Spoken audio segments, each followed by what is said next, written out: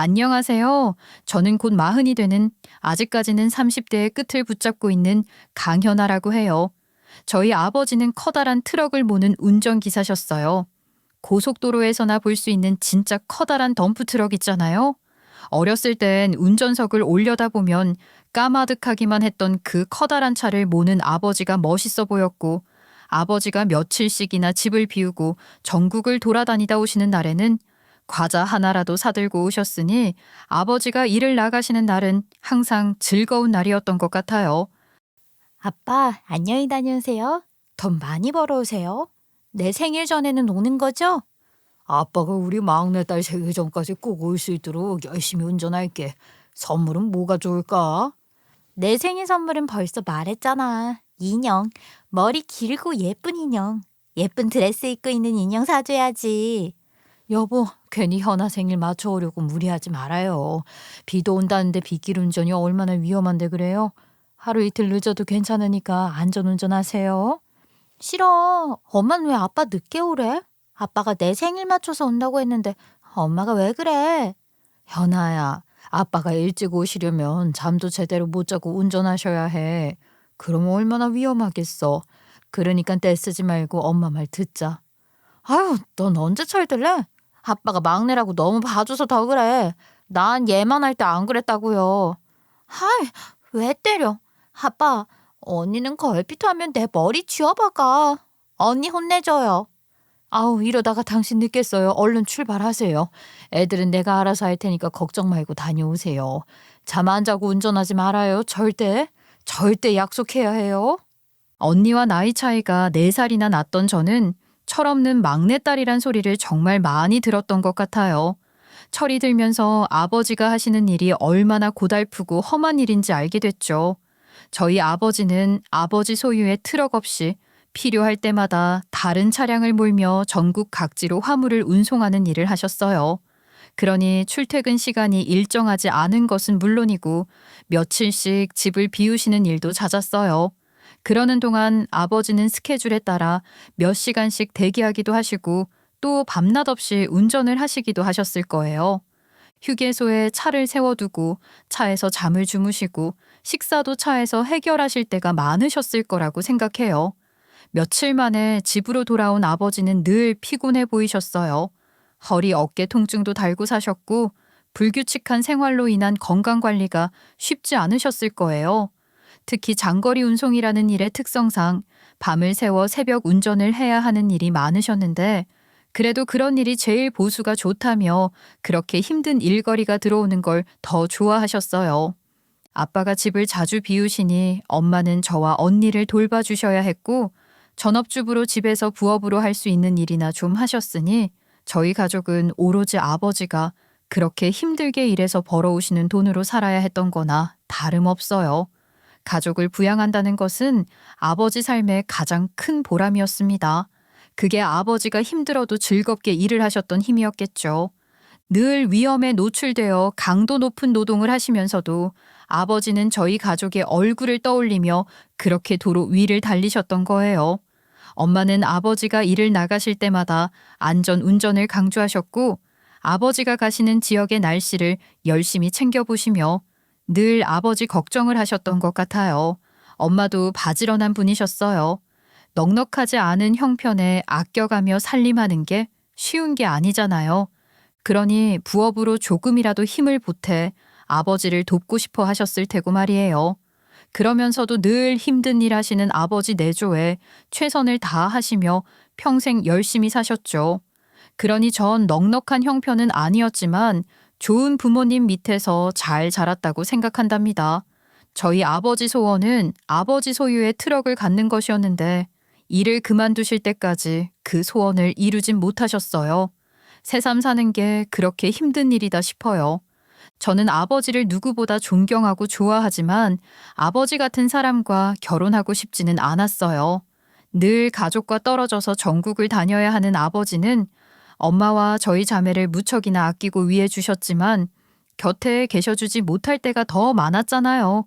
제게 좋은 아버지셨지만 저는 아버지가 그리울 때가 많았어요. 그래서 저는 나무처럼 한 곳에 뿌리를 내리듯 정착해서 사는 사람과 결혼하고 싶었고 한우물만 파는 안정적인 성향의 남자를 이상형으로 삼고 살았답니다. 그리고 그런 제 이상형에 꼭 맞는 남자를 만났죠. 그 남자는 제 대학 선배였고 지방 중에서도 깡시골 출신으로 아마 저희 과에서 제일 형편이 어려운 사람이었을 거예요. 그렇지만 그렇다고 기죽는 법도 없고 늘 당당했어요. 복학한 선배와 저는 같은 학년이었기에 같은 수업도 많이 들었고 한 번은 같은 조에 편성되어 과제를 하게 됐던 적이 있었거든요. 저희 조는 자료조사에 목숨 건 것처럼 몇 날 며칠 진짜 열심히 자료를 끌어모으고 그렇게 모은 자료를 분석해 정리까지 아주 완벽하게 해놨는데 같은 조원이었던 친구의 실수로 저장된 데이터가 한순간에 날아가 버린 거예요. 모두가 아무 말도 못하고 만견자실해 있는데 그 선배가 딱 나서더라고요. 자, 됐어. 이미 엎질러진 물인데 어쩌겠어. 잃어버린 건 빨리 잊어야지. 한번 해봤던 거니까 다시 정리하는 데는 시간이 훨씬 적게 걸릴 거야. 힘내자고. 선배, 아무리 그래도 당장 내일이 발표일이에요. 이걸 다시 언제 정리하고 발표 자료는 또 언제 만들어요? 그래요. 이건 물리적으로 불가능한 거라고요. 그냥 교수님께 사실대로 말씀드리고 일주일 더 시간을 얻는 게 낫죠. 맞아요. 그 교수님 그렇게 박박한 분도 아니시고 그 정도는 이해해 주실 것 같은데요. 그냥 그렇게 해요. 그렇게 모두가 포기하자고 했지만 그 선배는 끝까지 포기하지 않고 할 수 있다며 조원들을 독려했으나 아무도 동조하지 않고 뿔뿔이 흩어져 집으로 가버리고 저랑 그 선배만 덩그러니 남게 된 거예요. 저도 뭐든 쉽게 포기하는 성향은 아니어서 그냥 그렇게 가버릴 수는 없더라고요. 결국 그 선배랑 둘이서 밤새 도서관에서 자료 정리를 하고 발표 자료로 만들었답니다. 그런 투지를 보고 반해버렸고 제 인생을 걸어도 좋을 사람이라고 생각했어요. 같은 학년이었던 선배와 저는 같은 해에 졸업했고 저는 졸업하던 그 해에 작은 회사에 취직했죠. 선배는 죽어도 최소 중견기업 이상은 되어야 들어갈 거라는 목표를 정해뒀는데 졸업하던 그 해에는 실패하고 그렇게 취준생이 되었습니다. 3년을 물심양면으로 뒷바라지했어요. 저는 회사 다니며 월급도 받고 있었으니 그 3년 동안 그 선배와 제가 어떻게 지냈을지는 대충 짐작이 되시죠? 그런 이야기들이야 워낙 흔한 스토리니 자세하게 말씀드리지는 않을게요. 짐작하시는 그런 뒷바라지를 한 끝에 선배는 드디어 원하던 회사에 취직하며 한다면 하는 사람이라는 것을 다시 한번 증명한 셈이에요. 때로 주변에서는 그런 선배를 너무 고지식하고 융통성 없다고 하는 사람들도 있었지만 저는 오히려 그런 고지식함이 좋았거든요. 평생 저만 볼 사람이라는 믿음도 있었죠. 그런 마음으로 그 선배와 결혼한 거예요. 결혼 전에 시부모님께 인사를 드릴 때는 남편이 시부모님을 서울로 모셔와서 뽑았거든요. 시댁이 워낙 깡시골이라 멀기도 엄청 멀어서 그냥 서울로 모셔와서 인사드리고 바로 상견례까지 했던 거예요. 그러니 결혼하고 나서야 시댁에 제대로 인사를 드리러 처음 갔는데 시댁은 제가 생각했던 것 이상으로 가난했어요. 솔직히 문화 충격을 받았다고 해도 과언이 아닐 정도로 정말 진짜 많이 놀랐었습니다. 제가 말씀드렸다시피 저도 넉넉한 형편에서 자란 게 아니고 저희 집도 힘들게 살았다고 생각했는데 시댁에 비하면 저는 진짜 호사스럽게 자란 거였더라고요. 대문 열고 들어서는 순간 눈을 의심할 정도였는데 여기가 지금 이 시대에 사람이 살고 있는 집이 맞나 싶었어요. 하긴 가는 길부터 심상찮았죠. 이런 곳에 집이 있나 싶은 길을 한참을 가야 했고 마지막 진입로는 차가 들어갈 수 없어서 걸어가야 했는데 그렇게 생뚱맞은 곳에 이웃도 없이 덩그러니 있는 작은 집, 심지어 흙집이었습니다. 외벽 페인트는 이미 벗겨진 지 오래였고 이끼로 덮인 곳도 많았어요. 그렇게 시댁에 들어서는 순간부터 저는 현실 부정을 했던 것 같아요. 집 안으로 들어가서도 충격적인 광경은 계속해서 눈에 들어왔어요. 삐걱거리는 문을 열고 방으로 들어서니 오래된 장판은 여기저기 뜯겨져 있었고 벽지는 얼룩얼룩한 데다 곰팡이가 핀 곳에는 비닐을 덕지덕지 붙여놓기도 했더라고요. 가구라고 할 만한 것도 거의 없었지만 어디 박물관 같은 데서나 볼 것 같은 것들이 있었고 주방도 완전히 재래식 주방이라 아궁이에 장작을 피워 난방이며 요리까지 하고 계셨죠. 화장실 갈 걱정에 밥은 물론이고 물도 안 넘어갔던 걸로 기억해요. 그런 공간에서 뵈니 시부모님의 모습도 더 힘들어 보이시는 거예요. 그렇게 추운 날도 아니었는데 두 분 다 거친 손이 다 터서 허옇게 일어나 있었고 그래도 아들 며느리가 인사를 온다고 나름대로 멀끔히 차려입으려고 하셨을 텐데도 낡고 허름한 옷이 더 서글퍼 보였어요. 시부모님의 그런 모습을 뵈니 낡은 시골집을 보고 충격에 휩싸였던 제 자신이 부끄러워지고 시부모님께 죄송하다는 마음이 들었어요. 처음엔 그저 충격적이기만 했던 그 공간이 감동적으로 보이기까지 했어요. 정말이지 찢어지게 가난하다는 말로도 부족한 다른 시대에 와 있는 것 같은 느낌마저 들게 하는 그런 처절한 가난한 환경 속에서도 대학 공부까지 마친 남편이 정말 더 대단해 보였고 가난 속에서도 가족들이 서로를 지탱하며 살아가는 모습이 뭉클했죠. 가난이란 것이 이렇게나 뚜렷하게 사람의 삶을 규정짓는 것이구나. 그런 생각도 했지만 가난 덕분에 그 안에서 더 따뜻한 가족애를 느꼈던 것 같아요. 시댁에서 그렇게 큰 마음의 울림을 받고 돌아와 저희 신혼은 더욱 달콤할 줄만 알았어요.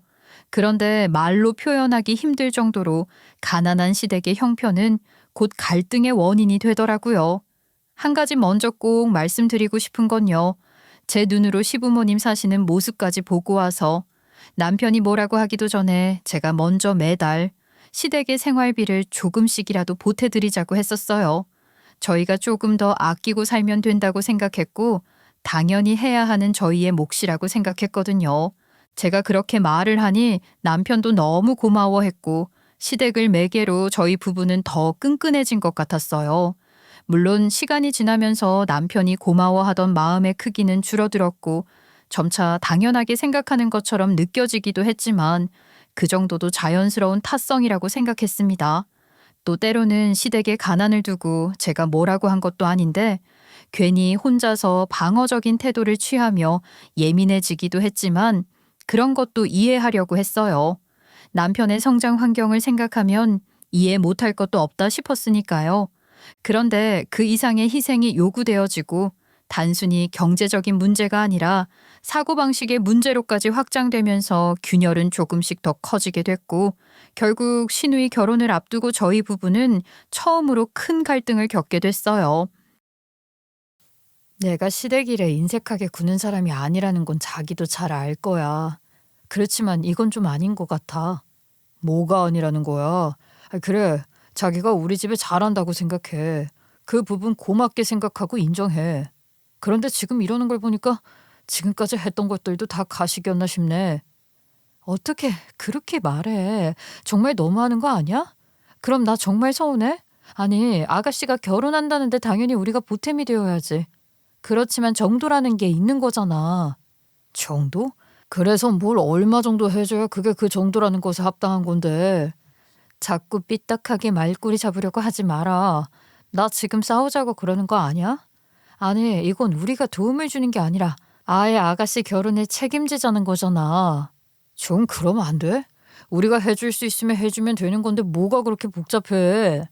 아니, 아예 결혼 준비가 아무것도 안 되어 있는 상황에서 당장 결혼 날짜를 잡는다고 하면서 아가씨도 그렇고 어머님, 아버님도 우리만 쳐다보고 계신 상황이잖아. 이걸 내가 어떻게 받아들여야 하냐고. 하나뿐인 내 동생이잖아. 그렇게 가난한 집에서 내가 대학 공부까지 했을 땐 내 동생이 희생을 해줬으니까 가능했던 걸 몰라서 그래? 알아, 알지. 그걸 내가 왜 몰라. 자기가 아가씨한테 애틋한 것도 알고 나도 같은 마음으로 아가씨한테 고맙고 빚진 것 같은 마음도 있지. 왜 없겠어. 그래서 나도 어느 정도는 생각을 하고 있었지만 이렇게까지 할 수는 없어. 이렇게까지가 뭔데? 아니, 내 동생이 무슨 초호화 호텔 결혼식을 하겠다고 하니 50평짜리 신혼집을 해내라고 하니. 그거 말 안 되는 거 알지? 그렇게 뻥튀기 해서 말할 건 또 뭐야. 자기가 생각해도 아가씨가 형편에 맞지도 않는 혼수며 결혼식을 원하는 것 같지 않아? 아가씨가 말한 그 예식장 웬만한 호텔 예식 뺨치는 곳이야. 그러면 좀 어떠니? 걔가 결혼식을 또 할 것도 아니고 평생 가난한데 한이 맺힌 애라서 그러는 거 아니야. 난 원하는 대로 해줄 거야. 우리도 곧 애도 생길 테고 그런 거 생각해서 돈을 모아도 시원찮을 판에 대출을? 그것도 그렇게 큰 돈을? 아니 그만한 돈을 대출받을 수 있을지도 모르겠다 정말. 정 안 되면 전세금 담보로 대출을 받아도 되는 거 아니야? 뭐? 아가씨 시집 보내고 우리가 길거리에 나앉을 순 없잖아. 자기 경제관념이 이런 사람이 아닌데 정말 이렇게까지 무모하게 나오니까 정말 당황스럽다. 그렇게 개념 있는 며느리의 효부인 척하더니 나도 당황스럽긴 마찬가지야. 저희 남편이 평소에 절대 그런 성향의 사람이 아닌데 그렇게 막무가내로 나오니까 대화 자체가 안 되는 거예요. 오히려 대화를 하면 할수록 더 유치해지고 서로 마음만 다칠 것 같은 거죠.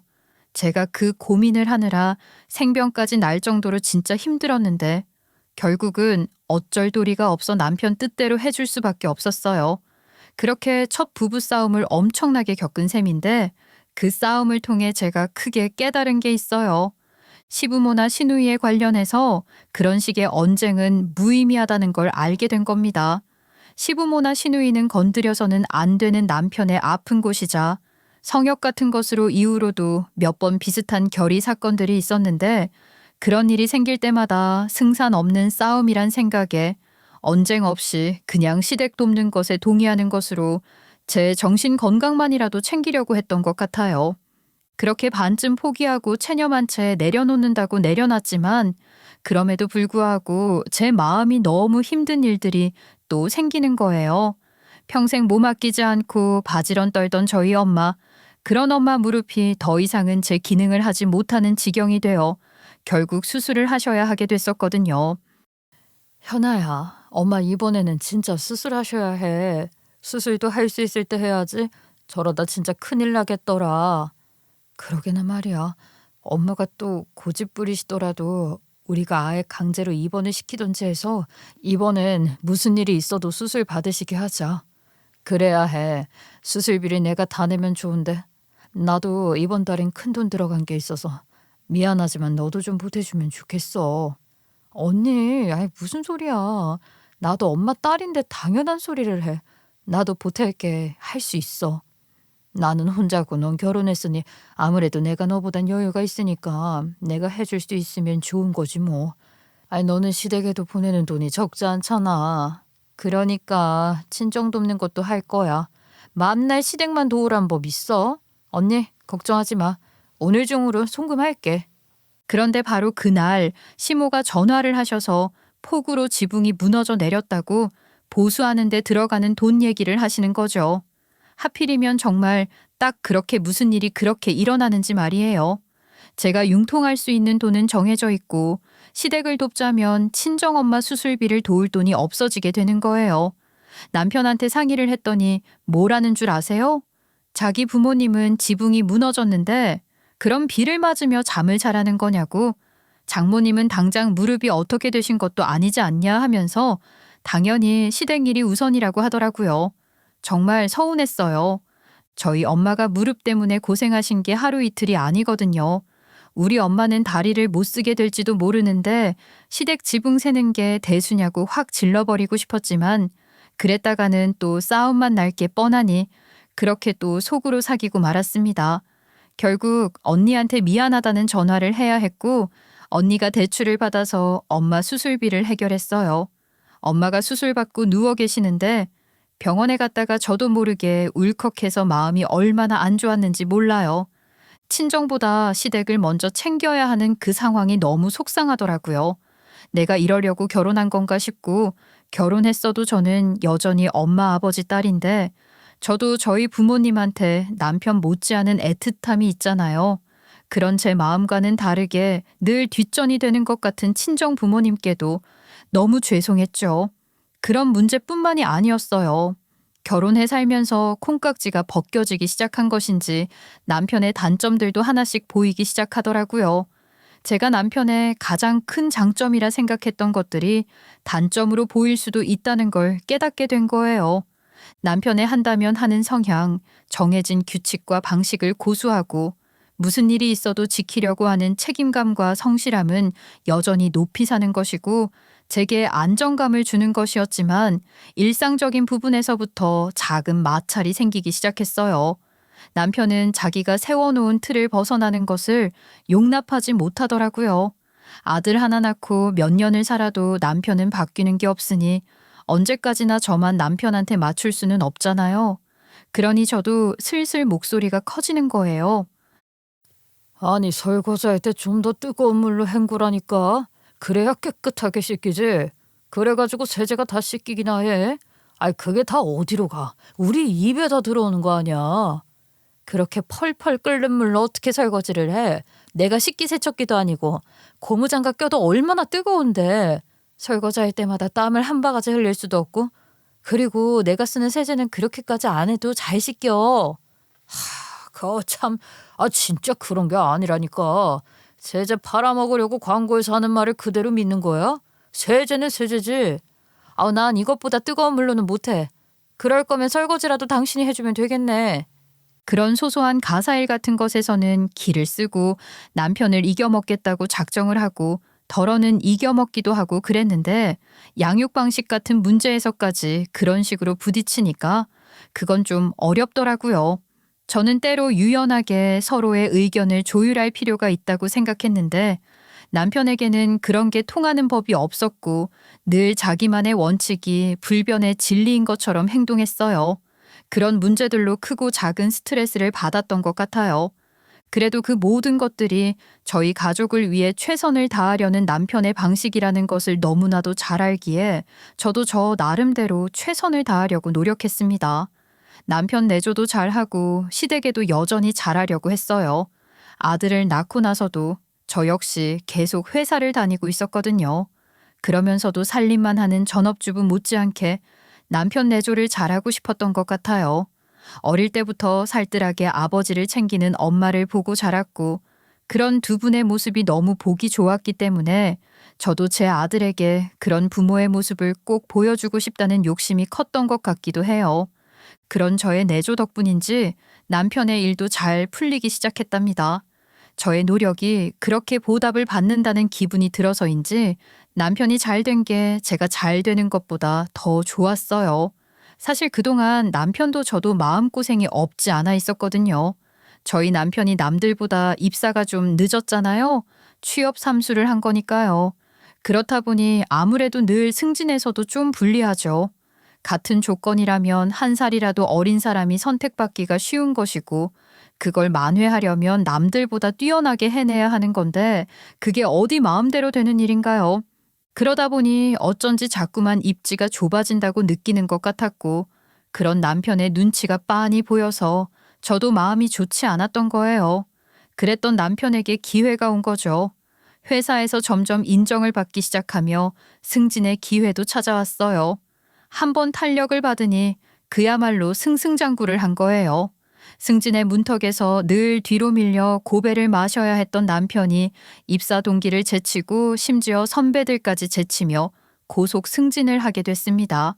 남편은 엄청나게 고무되었고 저 역시 너무 기뻤어요. 정말로 제 일 이상으로 기뻤어요. 내친 김에 남편에게 그 마음을 제대로 표현하고 싶어서 시골에서 시부모님까지 모셔와서 잔치라도 열어주고 싶더라고요. 좋은 일로 모시는 거지만 그 멀리서 오셔야 하시는 게 보통 일이 아니니 그게 죄송하기도 해서 제가 반차 쓰고 터미널에 마중까지 나가 모셔오면서 그런 제 마음을 보여드리기도 했어요. 먼 길 오시느라 힘드셨을 텐데 시부모도 힘든 기색 하나 없이 남편의 승진을 반기고 기뻐하시는 모습을 보니 보람 있었어요. 그렇게 모시길 잘했다 싶었죠. 남편까지 퇴근해서 집에 오고 시부모님과 저희 부부, 제 아들까지 3대가 모처럼 함께 저녁 식사를 하는 자리가 만들어졌는데 그냥 식탁에 둘러앉는 것만으로도 뿌듯하고 좋더라고요. 제 마음이 그랬으니 시부모는 얼마나 좋으셨겠어요. 남편도 말할 것도 없죠. 아이고, 우리 아들 승진 소식을 듣고 밥 안 먹어도 배부르다 했는데 그래도 또 이렇게 잔치상을 받고 보니 좋은 일에는 음식이 있어야 한다 싶구나. 이제 정말 더 바랄 게 없다. 맞아요, 어머니. 저도 그래요. 그동안 이 사람이 노력한 것들이 이런 보상으로 돌아오니까 너무 기쁘고 좋아요. 어디 노력 안 하는 사람이 있겠니? 노력이야 다들 당연하게 하는 것이지. 아무리 노력해도 기본이 제대로 잡혀 있지 않으면 그 노력이 빛이 안 나는 거야. 그거는 네 아버님 말씀이 맞다. 우리가 가진 게 없어서 학원 한번 제대로 보내주지도 못했지만 항상 기본에 충실하라고 그거 하나는 확실하게 가르쳤지 않겠니? 그럼요. 아버지 그 가르침이 아니었으면 저는 대학도 제대로 마치지 못했을 거예요. 성실함과 책임감보다 중요한 건 없어. 기본 중에 기본 아니냐? 아유, 지당하신 말씀이에요. 그리고 애당초 이렇게 잘난 아들로 낳아놓은 것부터가 우리가 공이죠. 어디 낳아놓기만 했어? 우리는 굶어도 자식들 입에 밥 들어가는 것만 봐도 배부르다 하면서 그렇게 키웠지. 아유, 애들 키우면서 고생한 이야기를 몇 날 며칠 밤을 새도 모자라죠. 그래도 그 덕분에 이렇게 잘난 아들로 잘 키워놨으니 아우 나는 여한이 없어요. 왜 아니야? 그 뭐 돈 많은 집에서 있는 대로 돈 들여서 키운 자식들보다 우리 아들이 훨씬 잘났잖아. 그럼요. 우린 정말 자부심 가져도 돼요. 너희들도 자식 교육시킬 때 항상 아버지 말씀 떠올리도록 해. 새겨들으란 말이야. 피가 되고 살이 되는 말씀 아니냐?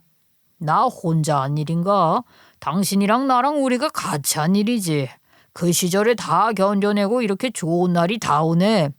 맞습니다. 다 엄마 아버지 덕분이에요. 항상 명심하겠습니다. 아버지 한 잔 더 받으시죠.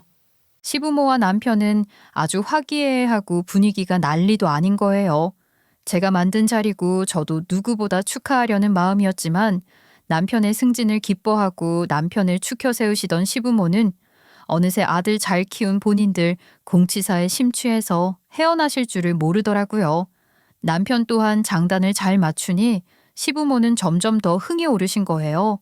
제가 정말 이런 말까지 안 하고 싶은데 말이야 바른 말이지 찢어지게 가난한 집에서 뒷바라지라고는 해준 게 없는 시부모님이시거든요.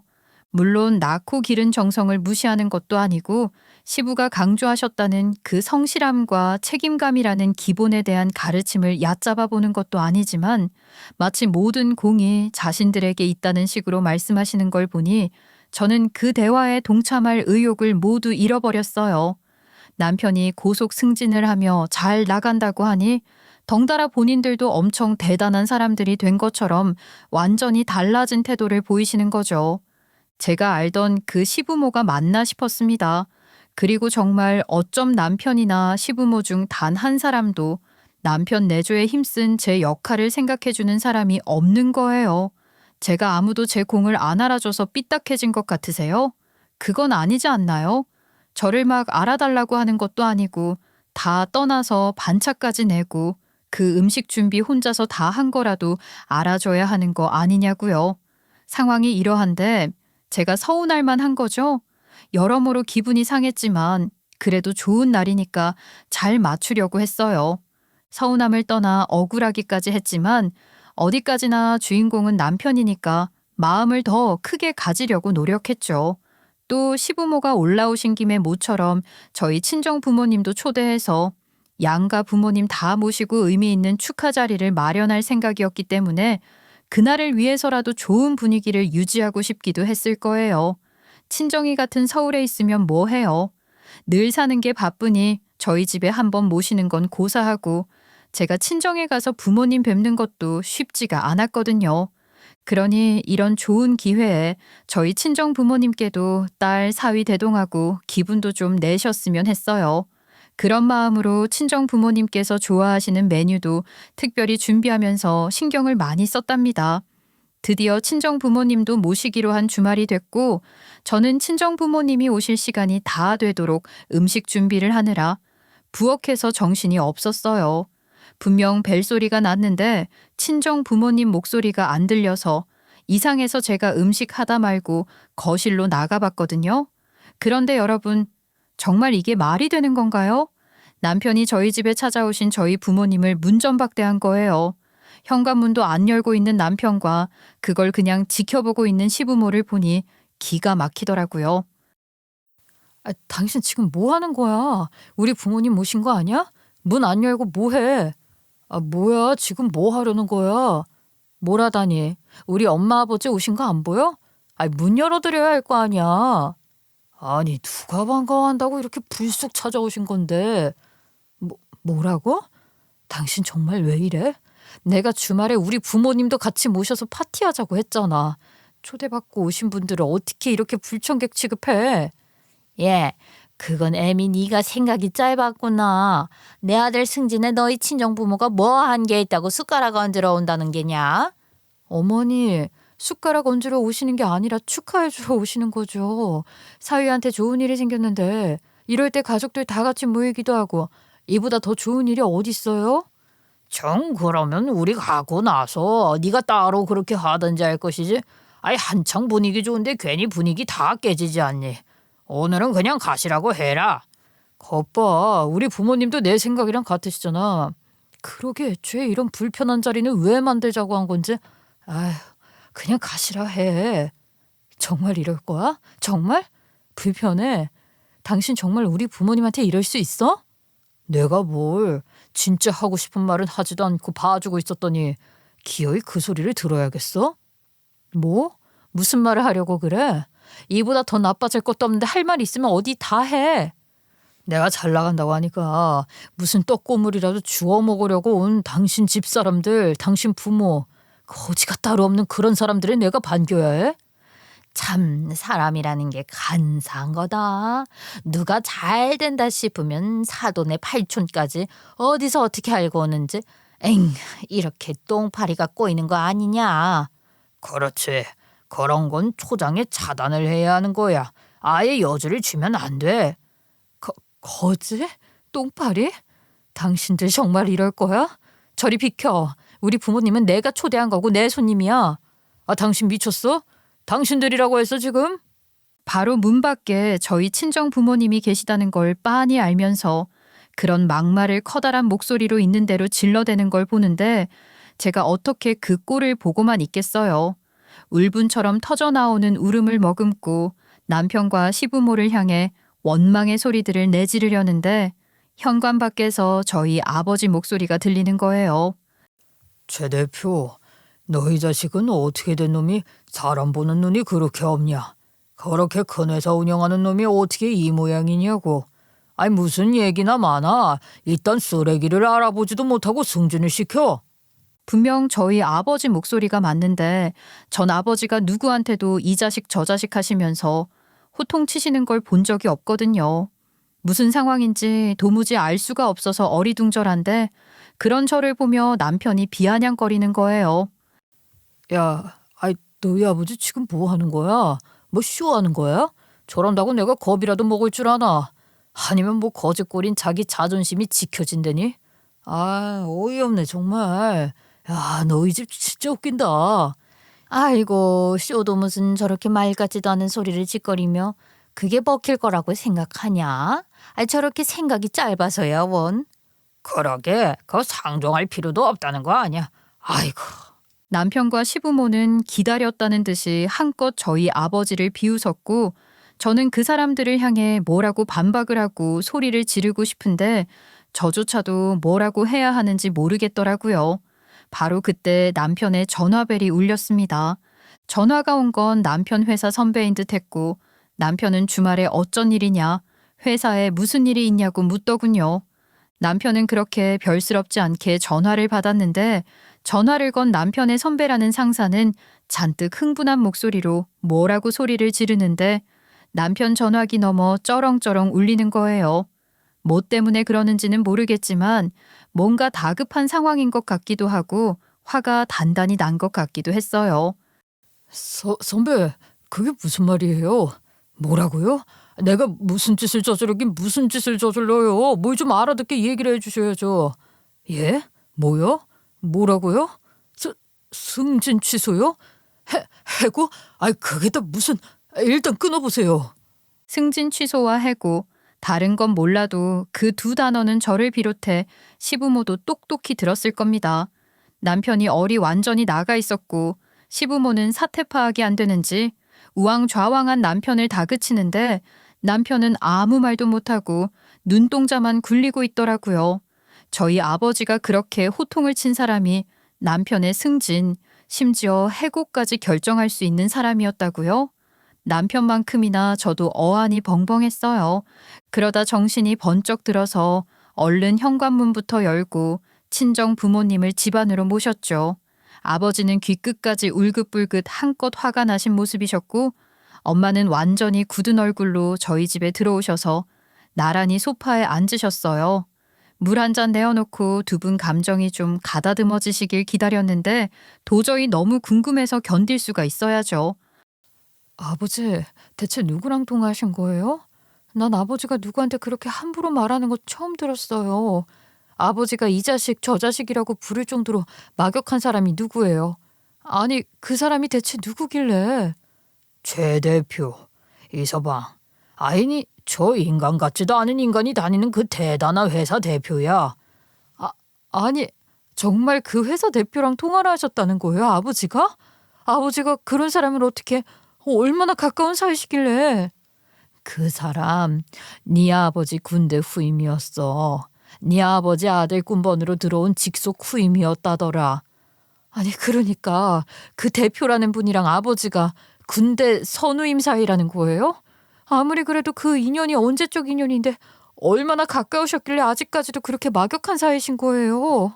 엄마가 말씀하신 것처럼 저희 아버지와 남편놈 회사 대표란 분이 어떤 인연인지는 알았지만 그 얘기를 듣고도 언뜻 이해가 되지 않았어요.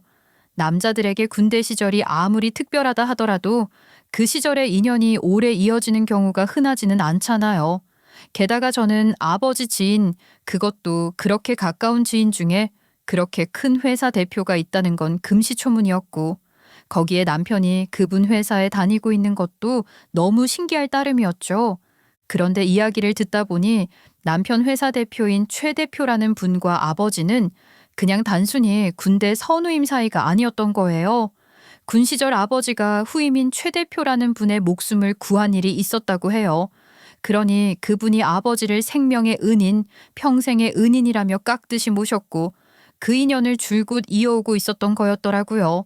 최 대표는 금수저는 아니고 군 시절만 해도 그저 평범한 사람이었다고 하니 그야말로 제대로 자수성가한 사람인 거죠. 전역 후 그만한 사업을 일으키기까지 얼마나 열심히 바쁘게 살았을지는 굳이 제가 이야기를 하지 않아도 될 거예요. 제가 짐작도 할 수 없는 일일 것 같아요. 그런데 그렇게 바쁘게 일하면서도 일이 잘 될 때마다 저희 아버지를 찾아와 꼬박꼬박 감사 인사를 챙겼다고 해요. 저희 아버지가 어떤 일을 하셨는지 제가 말씀드렸던 거 기억하시죠? 저희 아버지는 가족들 옆에 있어주기도 힘들게 전국을 떠돌며 일하셨던 분이잖아요. 근데 그 최 대표라는 분은 아버지가 전국 어디에 계시든 아버지가 계신 곳으로 찾아오셨다는 거예요. 그렇게 정성을 보이며 일이 잘 되는 건 다 아버지 덕이라고 하셨고 아버지에게 기운을 받아 더 열심히 일하셨다고 해요.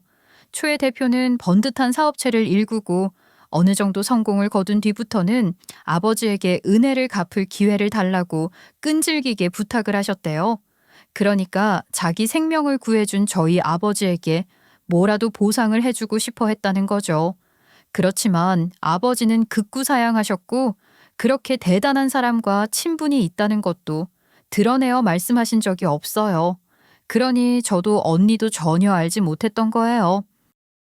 아무리 그래도 어떻게 그렇게 한 번도 이야기를 안 하셨어요. 한 번쯤은 자랑 삼아서라도 이야기하기 좋았을 텐데 말이에요. 엄마는 알고 있었어요? 나도 잘은 몰랐어. 군대 후임 하나가 꾸준히 네 아버지 있는 곳을 찾아다니면서 인사를 챙긴다는 건 알고 있었지만 뭐 그렇게 대단한 사람인 건 몰랐어. 그럼 엄마도 지금까지 전혀 몰랐다는 거예요? 그건 아니고 너 시집 보낼 때 알았어. 다른 게 아니라 축의금을 너무 많이 낸 거야. 깜짝 놀랄 정도의 금액을 축의금으로 내놓는 사람이니 내가 누구냐고 다그쳐 물었더니 그제야 네 아버지가 이야기를 하시더라고. 아휴, 그게 뭐 그렇게 대단한 이야기라고 동네방네 자랑이라도 했어야 해. 아유, 말도 마. 너희 아버지가 저런 분이시잖니. 그때 그 축의금도 그대로 돌려줬다는 거 아니니? 그거는 도저히 받을 수가 없는 돈이었지 뭐. 당신도 그때 기절하려고 했잖아. 아유, 뭐 생명의 은인이라면서요. 그러니 뭐라도 갚고 싶어서 그러는 거지. 난 그 마음은 충분히 알겠더라 뭐. 생명의 은인이라고 할 것도 없어. 누구라도 그렇게 했을 거야. 그때 구해준 목숨값은 그 친구가 그렇게 열심히 살고 또 그렇게 큰 성공을 이뤄낸 걸 보여주는 것만으로도 충분한 거지. 아니 아빠, 그럼 저 인간이 그 회사에 들어갔을 때도 다 알고 계시면서 모른 척 하신 거예요? 저희는 남편이 취직이 확정되자마자 바로 결혼식을 올렸거든요. 제가 회사 다니며 모은 돈으로 결혼 준비는 이미 어느 정도는 해놓은 상황이었고 정식 출근을 하기 전에 식을 올렸으니 남편이 그 정신없는 결혼식 중에 혹시라도 그 대표라는 분을 뵈었다고 하더라도 알아봤을 리가 없고 그 최 대표라는 분도 남편을 알 리가 없었던 거예요. 저희 아버지가 모른 척을 하셨으니 그 누구도 몰랐던 거죠. 당시 아버지는 남편이 그 회사에 들어갔다는 이야기를 듣고 많이 놀라긴 하셨대요. 그런 우연이 다 있나 하며 신기하셨다고요. 그러면서 더욱 조심을 해야겠다고 생각하셨다는 겁니다. 생각해 보세요. 아버지는 그분이 아버지에게 생명을 구해준 빚을 갚겠다는 것도 싫다고 하셨던 분인데 사위가 그분 회사에 들어간 게 알려져 자칫 무슨 특혜를 받기라도 할까봐 그걸 엄청 염려하고 경계하셨던 거예요. 그게 아버지다우신 거죠. 그랬던 아버지가 남편이 계속 승진해서 밀리는 걸 걱정하는 저를 보시고 마음이 흔들리셨던 겁니다. 아버지도 연세가 드시면서 마음도 약해지신 건지 어릴 때부터 그렇게 쩔쩔매던 막내딸인 제가 잘 살기를 바라는 마음으로 최 대표에게 말하자면 사위 인사 청탁을 하셨다고 해요. 내가 그때 그러지 말았어야 해. 내 평생이 처음이다. 남들보다 가진 게 많진 않았지만 한 번도 아쉬운 소리 안 하고 살았다는 걸 얼마나 자랑스럽게 생각했는데. 저런 것도 사위라고 내가 내 사위 좀 눈여겨봐달라는 말을 했었다. 아버지가 직접 찾아가 그렇게 말씀을 하셨으니 그 최 대표라는 분이 얼마나 놀라셨을지 짐작이 되고도 남죠. 왜 진작 귀뜸을 안 해주신 건지 원망하는 말도 하셨을 테고 말이에요. 어쩔 줄 몰라 하셨다고 하더라고요. 그렇다고 저희 아버지가 무턱대고 무슨 자리에 울려주라고 그런 식으로 청탁을 했던 건 아니셨어요. 그저 내 사위가 아무개니 좀 눈여겨보고 합당한 자질이 보인다면 그땐 적절한 대우를 해주라고 그런 부탁을 하셨던 거예요. 아버지는 그렇게 부탁을 하셨겠지만 최 대표 입장에서는 어디 그러셨겠어요? 가뜩이나 어떤 식으로든 저희 아버지한테 빚을 갚고 싶어 하셨던 분이잖아요. 그 길로 최 대표가 아버지 사위인 제 남편을 달리 보기 시작했고 그때부터 초고속 승진을 이어갔던 겁니다. 그런데 저희 아버지가 그렇게 화를 내며 남편의 실체가 까발렸으니 해고 수순을 밟는 건 당연한 거죠. 어느 정도였냐면요. 부당해고 어쩌고 하면서 남편이 이의를 제기해서 회사가 리스크를 안더라도 그걸 감수하면서도 해고를 시키겠다고 한 거예요.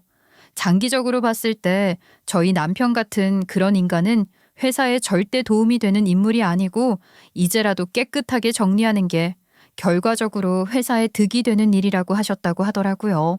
이 모든 대화를 아버지와 엄마 그리고 제가 나누는 동안 남편과 시부모도 같은 공간에 있었으니 숨죽여 그 얘기를 다 들었을 거잖아요. 그 인간들이 어떻게 했겠어요. 아버지 이야기에 귀를 기울이며 머리 굴리는 게 빤히 보여서 정말 꼴 보기 싫어 죽을 뻔했는데 지가 원하는 정보를 다 얻고 나니 바로 저를 닥달하기 시작하는 거죠. 여보, 아니 지금 그냥 그렇게 듣고만 있을 거야? 나 이렇게 회사 잘리는 걸 구경만 할 거냐고. 무슨 소리라는 거야? 내 해고가 기정사실이 되기 전에 막아줘야 할 거 아니야. 못 들었어? 얘기를 듣고도 이해가 안 되는 거야? 당신 이미 잘렸어. 회사가 손해를 보는 상황이 생기더라도 자르겠다고 했다잖아. 그러니까 더 강력하게 어필을 해줘야지. 이미 해고 처리가 됐으면 복직을 시켜주면 될 거 아니야. 내가 왜? 내가 미쳤어? 그리고 내가 가만히 보고만 있다면서 나 원망하니? 당신이 뭐라고 해도 난 그럴 마음이 없어. 그게 무슨 소리야. 그럼 날 이렇게 둔다고? 내가 백수 되면 당신이 좋을 게 뭐야? 우리 아들한테 백수 아빠가 되라는 거야? 잘 들어. 난 이제 너 같은 인간을 남편으로 둘 생각이 없어. 뭐? 그게 무슨 소리야? 지금 뭐 이혼이라도 하겠다는 거야? 왜 못할 거라고 생각해? 이제야 이런 생각이 드는 게 억울할 정도라면 답이 됐니? 상황이 그렇게 됐는데도 저희 아버지께 지가 저지른 무례함에 대해 사과 한마디 할 줄도 모르고 저를 닥달해서 복직할 생각이나 하는 인간이랑 제가 어떻게 같이 살 수가 있겠어요.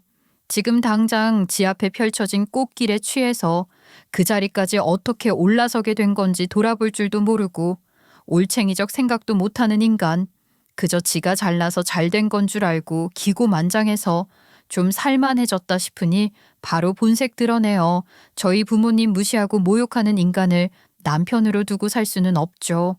제가 당당하게 이혼 이야기를 꺼내니 남편보다 시부모가 먼저 나서시더군요.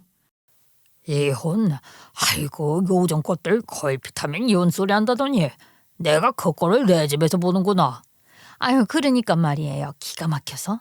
우리 아들이 뭐 때문에 이혼을 당하니? 이혼을 하더라도 내 아들이 하자고 해야지. 너는 뭐해? 그런 소리를 듣고 가만히 있는 거야? 네가 이혼하자고 하란 말이야. 그럼요. 걱정 마세요. 당신 잘 들었지? 이혼 소리를 우리가 꺼내도 시원찮을 판에 어디서 건방지게 이혼 소리를 입에 담는 거야. 나 굳이 대꾸를 해야 할 필요를 못 느끼겠고 너도 이제 나한테 할 말이 있으면 변호사 통하거나 법정에서 말해. 알겠어? 야, 너 정말 적반하장이다. 어? 너 이혼이 어떤 건 줄 알아? TV가 사람 여론 망쳤지. 그래, 좋아. 소송? 까짓거 소송해. 남편이란 인간과 시부모는 정말로 남편이 더 유리한 조건으로 이혼할 수 있을 거라고 생각했던 모양이더라고요. 괜히 꿀리니까 자존심이라도 세워보려고 순간적으로 허풍 떠는 건 줄 알았는데 그게 아닌 거예요. 정말이지 딱 눈앞에 놓인 것 외에는 볼 줄 모르는 한심한 인간이었지 뭡니까. 이혼 소송이 진행되는 과정에서 그제야 현실을 직시한 것인지 저를 찾아와 태도를 바꾸는 거예요. 여보, 우리가 법정에서 이러는 건 정말 아닌 것 같아. 내가 잘못했어. 정말 미안해. 말 같지도 않은 그딴 소리 하려고 찾아온 거야? 듣기 싫으니까 돌아가. 사과하러 온 거야. 그동안 내가 너무 내 생각만 하고 내 고집만 부리고 살았지. 이제야 그랬던 걸 알았어. 미안해. 앞으로는 내가 당신을 위해서 살 거야. 이제 알았다고? 당신은 지금도 뭘 깨닫고 이러는 게 아니지. 네가 가진 걸 다 잃게 생겼으니 이러는 거 아니야? 나한테 실망이 크다는 거 알아. 당신이 화 풀 때까지 내가 뭐든지 다 할게. 이제야 깨달아서 미안해. 깨달았다는 말 같은 거 믿지도 않지만 설령 뭔가를 깨달았다고 하더라도 너무 늦었어. 난 이미 참을 만큼 참았고 그러면서도 최선을 다했어. 알아. 당신이 노력한 거 내가 다 알지. 왜 모르겠어. 전혀 모르는 것 같던데? 당신은 물론이고 당신 부모도 내가 잘한 건 아예 생각도 안 하는 사람들 아니야? 당신들 그렇게 잘난 사람들이라며. 그러니까 니들끼리 잘 살아봐. 제발 부탁해. 한 번만 기회를 줘. 달라진 모습 보여줄게. 너한테는 정말 여러 번의 기회가 있었어. 그리고 결정적으로 그 어떤 것으로도 되돌릴 수 없는 잘못을 저질렀지. 난 너한테 두 번 다시 기회 같은 거 줄 생각 없어. 저는 그렇게 유리한 조건으로 남편과 이혼했고 당연히 양육권도 제가 가져올 수 있었어요. 저는 제 아들이 우직하고 고지식한 사람으로 성장하는 걸 제일 경계할 거예요. 자유롭고 유연한 사고를 하는 사람으로 키우고 싶답니다. 여러분, 저 잘 해낼 수 있겠죠? 저는 일단은 친정에 들어와 있어요. 아직도 시집 안 간 언니와 제 아들까지 5 식구가 복작거리며 살고 있어요.